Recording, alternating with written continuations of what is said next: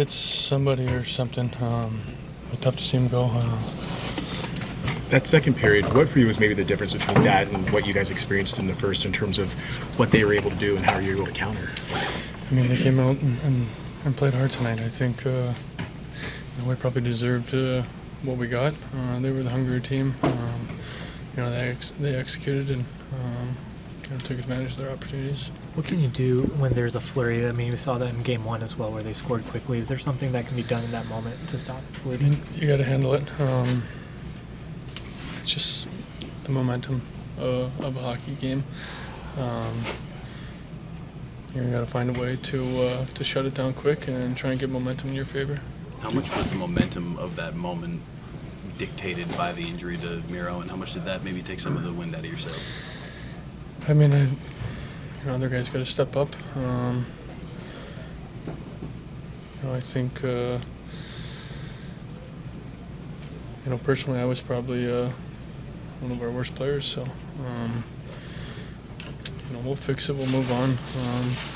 Have a quick memory and get ready for Game 4. Jake doesn't have games like that very often. Do you say anything to him, or how do you kind of?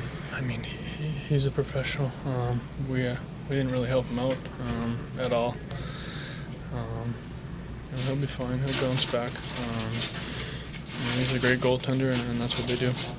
You were in the same position against Minnesota, down 2-1. Does that help in any way, knowing you dealt with it then? I mean, you're going to go through, so much in playoff runs. We've been down as a group, obviously before in the first round, and in years past. We move on quick. Obviously, didn't like the result, but we'll be ready and looking forward to a big Game 4. Miro's talent level is one thing, but with how much he's on the ice, to have him be missing for basically the final two periods, how do you explain that, what a difference that is for your defensive structure? Obviously a great player, logs a lot of minutes, and he's a big part of our group. So, like I said, I think we got what we deserved tonight. We're going to move on. Ducks, probably didn't feel too good for him, but, we'll see what kind of shape he's in tomorrow and move forward. When you look at what happened in that second period, like, if you had to attribute it to a couple of things, what do you think was maybe the difference between that first and second for you defensively? I don't know. I think, they obviously had some odd man rushes. They got the momentum and, obviously held on to it. So can't let those swings happen. And does losing Miro change your defensive structure?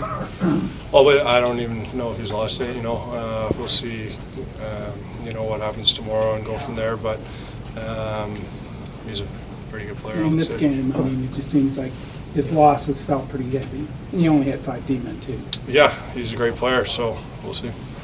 When those runs happen like they happened in the second period, in the first game, in the first period, how can you as a team kind of do something to stop the bleeding in the moment? I think, just get back to keeping it simple. Try and have a momentum swing back in our favor, whatever it may be. So try and do that next game. Jake hasn't had a lot of games like that in his career. Just what do you kind of see from him, and what do you talk to him at all or anything? No, Jake will be fine. How did you feel on the power play? It seems like you guys created some pretty good opportunities when you were out there. It was okay. We had a couple opportunities there to maybe swing, the momentum in the game and try and get it back. Unfortunate that we didn't. You could draw some pretty interesting similarities from the first 3 games of the Wild Series to the first 3 games of this series. Helpful at all that you guys have already proven that you can bounce back the way you did? I don't know, maybe. I think that, it's a new series with a new team and a new test. So, I'm sure that's something they're thinking about over there, and we got to make sure we're sharp. When it comes to just sort of a team like this where they have lines that can score all over the place, like how much more attention to detail do you guys have to give with a team like this where it's just every line and even their deep pairings can do so? Yeah, they're quick. I mean, you got to be sharp in all zones. Their forecheck can create problems, so we got to make sure that we take care of that and move forward. I mean, obviously didn't come back, pretty bad cut, so we'll we'll know more tomorrow. And then what does his absence mean to you guys? He's done everything all year. Yeah, I mean, obviously a big piece, but, you know, that's not why we lost. I mean, that's on our group. We should be able to handle that adversity and respond to that. And, you know, they were the better team tonight. No ifs, ands, or buts about that. I could not tell on the replay. Did the puck hit a stick or something on the way to Miro? And that's why I haven't looked at it that closely, Okay. so I don't know exactly how he got it. My initial reaction was I think he was just tied up with the guy and didn't see it. Right. I don't think it was deflected, but I didn't look at it close to know. And just why do you think it unraveled so quickly after that moment? Yeah, I don't know. I mean, that's it's a little bit on us. You know, I didn't love our first period, but we got through it.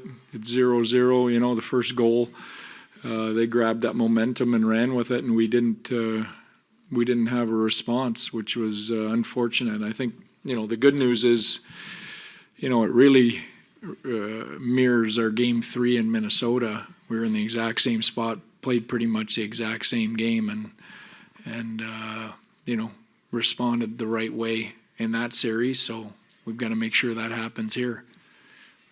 I know the defense fell apart, but did you think Jake was off tonight too? I thought our whole group was off. P, when you sort of look at the difference with that first and second period, like defensively, what were some of the things that you looked at that gave you cause for concern? Yeah.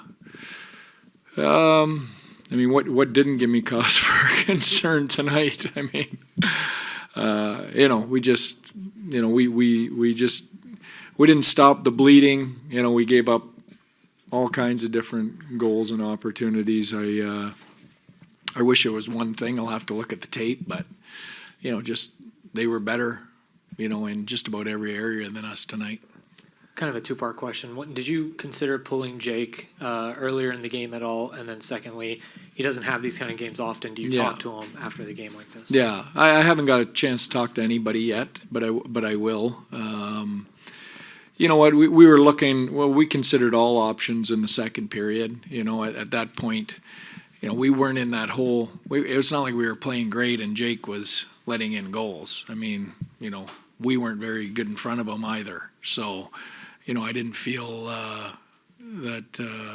that would have been the appropriate. I didn't want to make him the scapegoat for how our group was playing. So, you know, we talked at the end of the second period. We decided there was no benefit to having him go out there in the third and risk injury or waste energy. His chance to get Wedgwood a period of hockey. Hopefully, you know, that helps him if we need him down the road here. So, pretty easy decision after two. It was reported on the broadcast that Miro was going to be able to return. Obviously, that didn't end up materializing. Yeah. What was the thought process as the game kind of progressed, and how much did the fifth goal maybe impact that ultimate decision? Yeah, I think he would have liked to have come back. I think that we talked about it. I think for sure the score played a part in that.